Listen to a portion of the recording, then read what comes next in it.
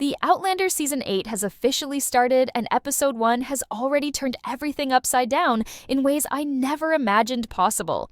Just when we thought we knew where Jamie and Claire's story was headed, just when we thought we had them, all figured out, the show pulls the rug from under our feet with a reveal so shocking, so devastating, and so beautiful that I genuinely don't know how we're supposed to survive this season emotionally.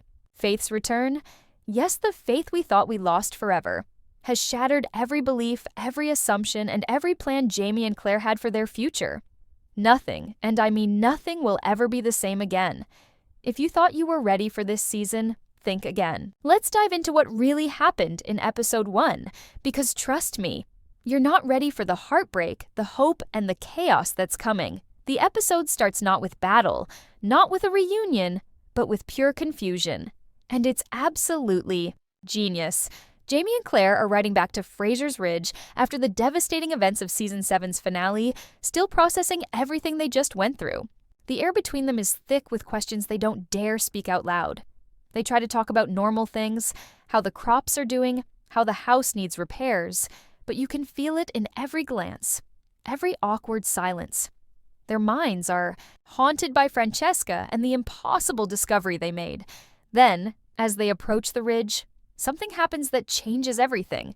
Standing right there at the front porch is a woman they have never seen before, or so they think. She's young, maybe 17 or 18, with long hair braided down her back, wearing a dress that looks far too fine for the frontier. And when she looks up at them, her eyes, those impossible, unmistakable eyes, hit Jamie and Claire like a bolt of lightning. Claire almost falls off her horse. Jamie goes pale, because in that instant they both realize the unthinkable. This isn't just some stranger. This is Faith, their Faith, a live, breathing groan, and looking at them like she knows exactly who they are. I am not exaggerating when I say I screamed, because the show doesn't waste time pretending it's some trick or misunderstanding. No, this is real. Faith has returned, and she has no idea how or why she's there. The emotions crash over Jamie, and Claire in waves. Claire, who once held her stillborn daughter in Paris, who grieved so deeply she nearly lost herself. She can barely breathe. Jamie, who blamed himself for every loss Claire ever suffered, who still carries that guilt like a wound that never healed. He's trembling.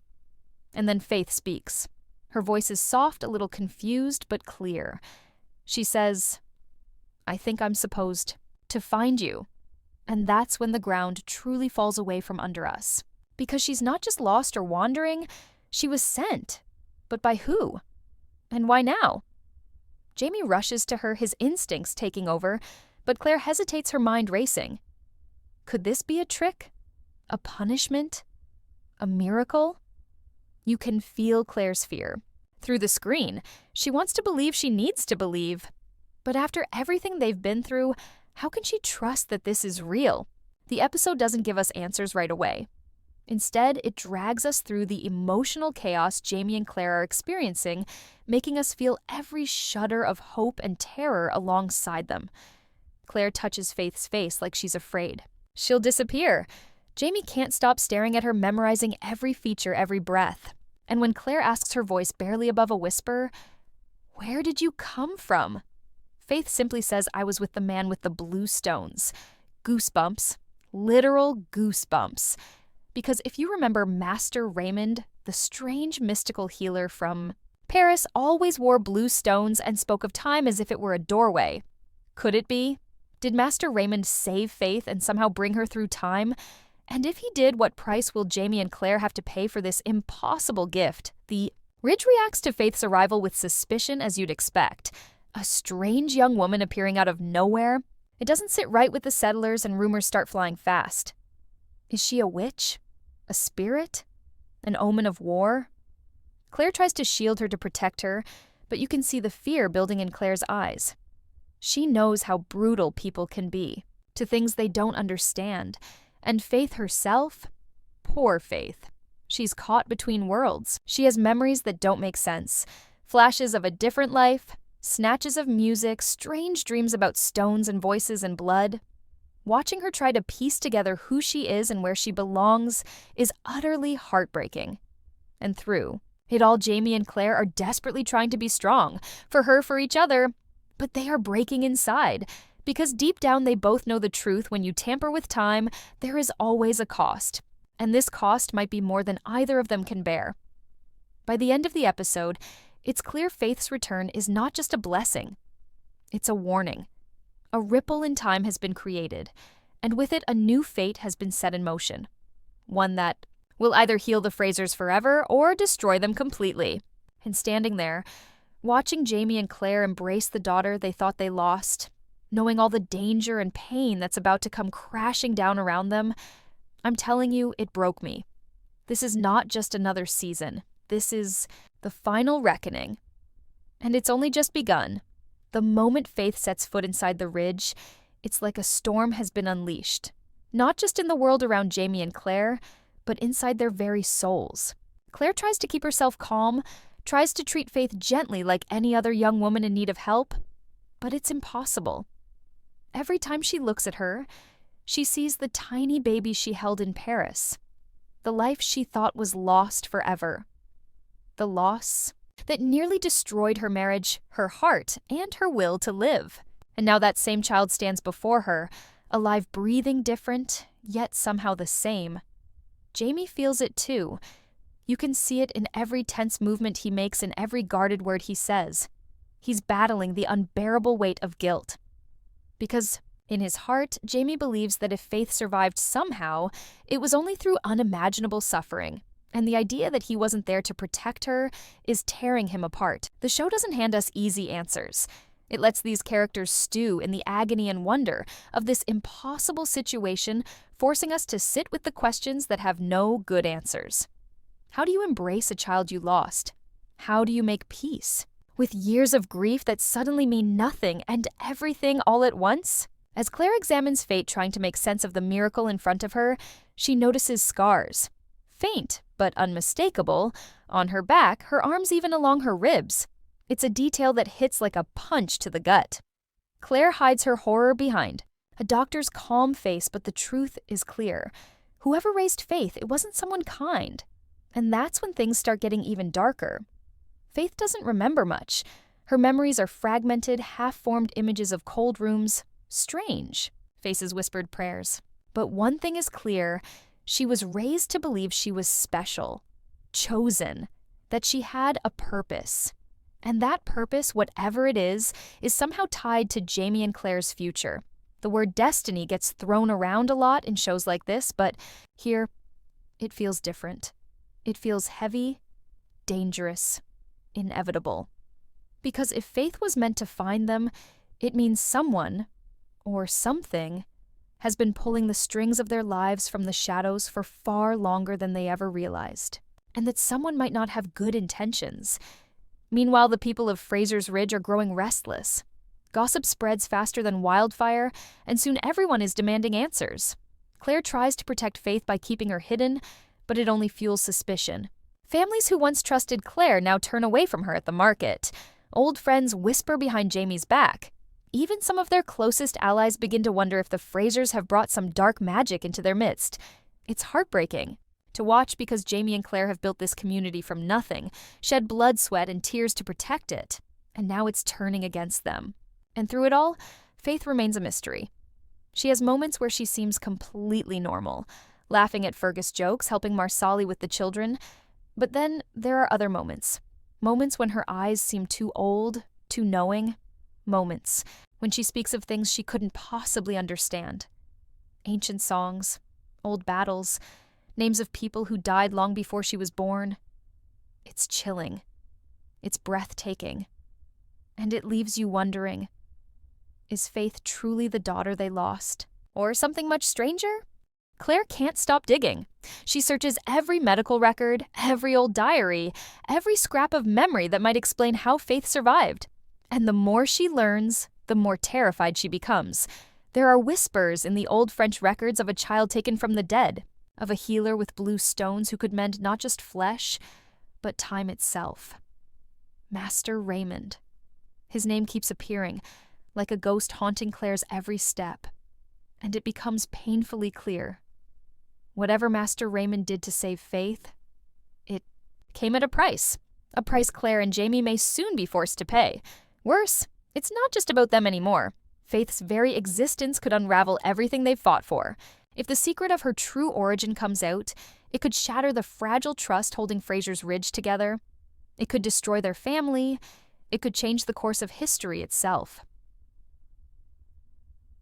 As the sun sets over Fraser's Ridge, Jamie and Claire sit on the porch, watching Faith inside through the window as she reads by the fire. Claire turns to Jamie, her voice breaking, and asks the question that's been burning in both their hearts since the moment they saw her. What if we're not meant to keep her? Jamie's answer is immediate, fierce. She's ours. No, matter what. And even as Claire nods, tears streaming down her face, we know the truth. Their fight has only just begun, because loving Faith will mean risking everything. Again. And this time, the stakes are higher than ever. Watching Jamie and Claire cling to each other in the fading light, bracing themselves for the storm they can already see coming, it's impossible not to feel the weight of what's about to crash down on them. Their fate has changed. Their world has changed.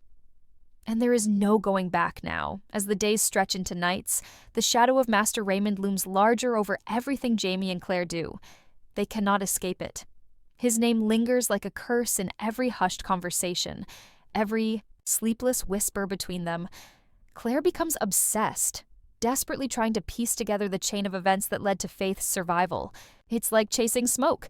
Every time she thinks she has a clear picture, it slips through her fingers. Jamie, meanwhile, grows more restless, his protective instincts sharpening into something near feral. He watches Faith with a kind of silent reverence, as if trying to memorize every movement she makes, afraid that if he blinks, she'll vanish again. But even he can't deny that strange things are happening around her. Animals grow agitated when she passes. Children fall into sudden, fevered dreams filled with visions of the past. Crops wither overnight under a blood-red moon. Fraser's Ridge is becoming a place haunted by more than just memories, and it all centers around the girl who should have never lived. Then, out of nowhere, a stranger arrives at the ridge, a man draped in strange clothing, speaking in riddles, carrying a necklace strung with blue stones. He asks for Claire by name, and the moment she lays eyes on him, her blood runs cold.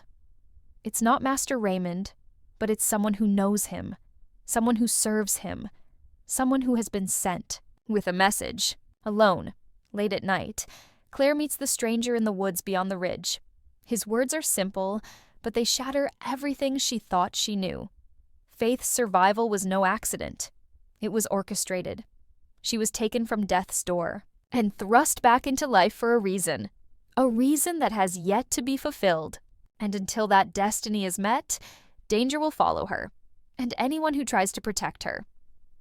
Claire demands answers, but the stranger just smiles, a sad, knowing smile, and says, "You'll see soon enough." Then he vanishes into the mist, leaving Claire trembling in the dark, clutching the necklace that hums with a faint, eerie warmth. Claire doesn't tell Jamie at first, not because she wants to keep secrets. God knows they've had enough of that, but because she doesn't know how to explain it. How do you tell the man you love that their daughter is not just a lost soul returned by a miracle, but a pawn in some ancient, unknowable game? How do you admit that bringing her into their lives might destroy them all? But the truth has a way of clawing its way to the surface. One evening, after another tense dinner where Faith innocently hums that same haunting lullaby, the one Claire sang to her all those years ago, Jamie demands the truth. And so Claire breaks. She tells him everything about the scars, the visions, the man in the woods, the warning. Jamie listens without interrupting, his face hard as stone. When she finishes, there's a long, terrible silence between them. And then Jamie does what he always does. He pulls her into his arms and holds her like the world is ending. Because maybe it is. Faith, for her part, remains oblivious. Or so it seems. But late one night, Claire finds her sitting outside under the stars, whispering in a language Claire doesn't recognize. It's not Gaelic. It's not French. It's something older, wilder, something that feels like it's vibrating in the bones of the earth itself. When Claire approaches, Faith turns to her with eyes that seem far too wise for her years and says, "It's almost time." Claire asks, "Time for what?" But Faith only smiles sadly and says, For the reckoning. Claire's heart stops, because she knows deep down that whatever reckoning Faith speaks of, it won't be kind. And it won't leave their family untouched. As suspicion grows in the Ridge, as the land itself seems to rebel against them, Jamie and Claire are forced to make an impossible decision: stay and risk everything, or flee into the unknown with Faith, hoping to outrun a fate they barely understand. Jamie argues that running would only delay the inevitable. Claire fears that staying will destroy the only home they've ever truly had. It's a battle between hope and fear, love and survival, and neither side can find the strength to give in. Meanwhile, unseen by either of them, forces beyond their comprehension are gathering strength. Watching, waiting, preparing to strike, Faith's return has set wheels into motion that cannot be stopped. Old enemies will rise, old promises will be called upon, and secrets buried for centuries will claw their way into the light.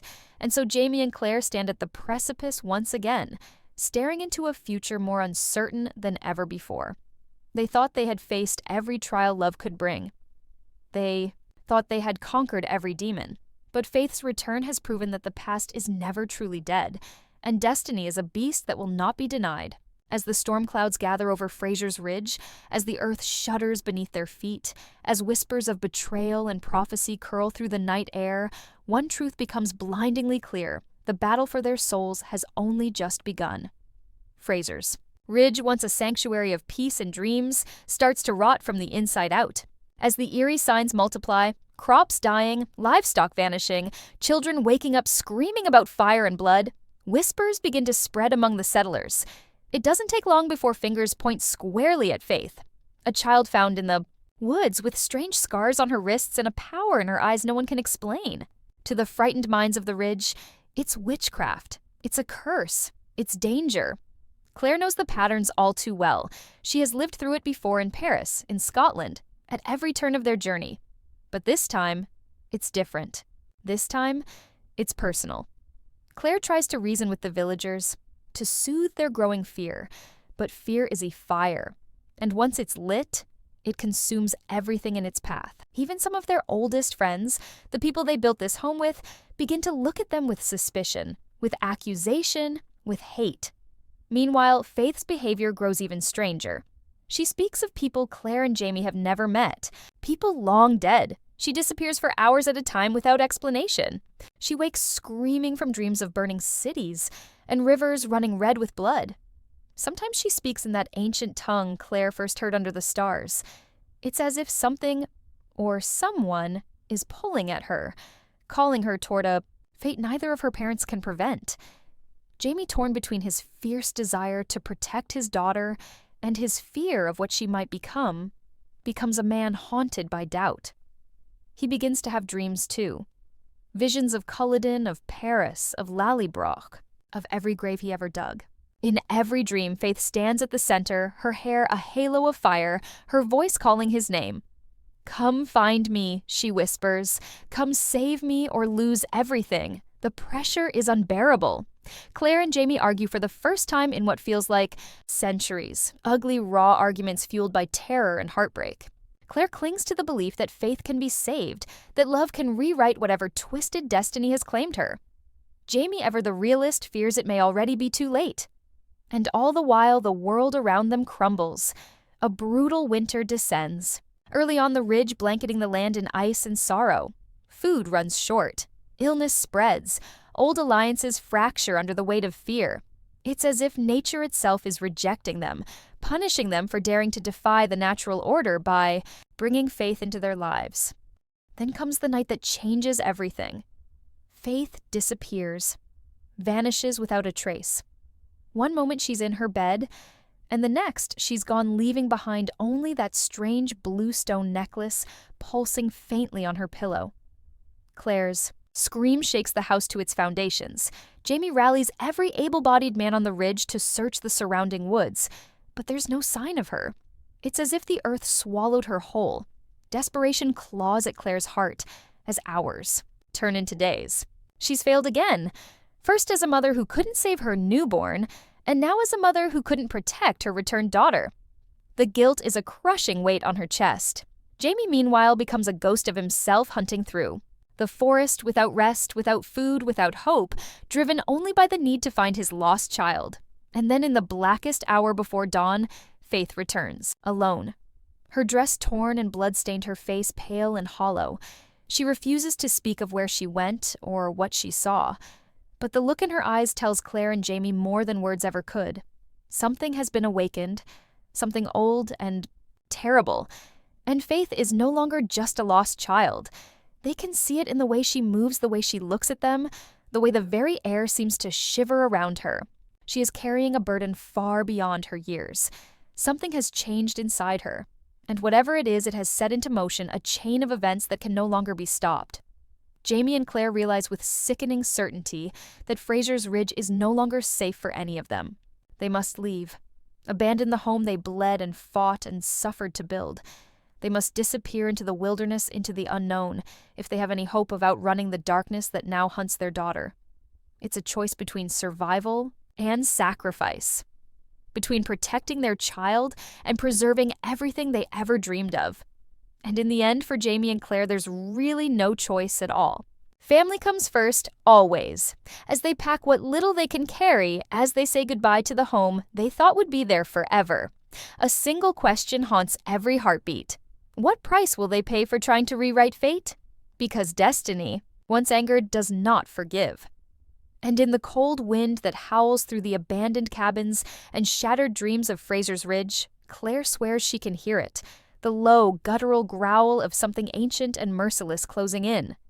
Their journey is only beginning, but already the road ahead is stained with blood and shadow, and there is no turning back.